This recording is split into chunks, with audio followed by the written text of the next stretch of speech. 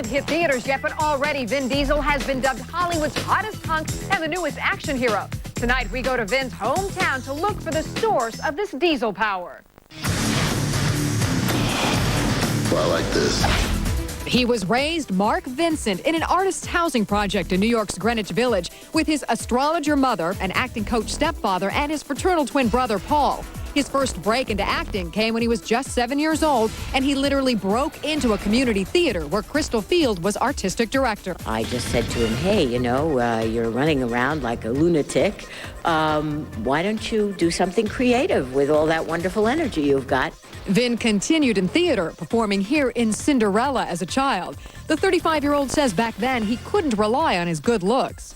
I was never the pretty boy. I always had to work real hard. Jess Cagle of Time magazine researched Diesel for a profile in the magazine out now. He just couldn't get a job for years and years. So during the 80s, he became a bouncer to make ends meet.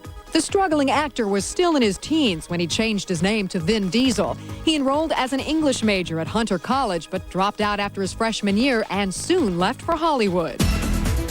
When a low-budget short film made by Vin himself caught the eye of none other than Steven Spielberg, the director gave Diesel his first big break in Saving Private Ryan.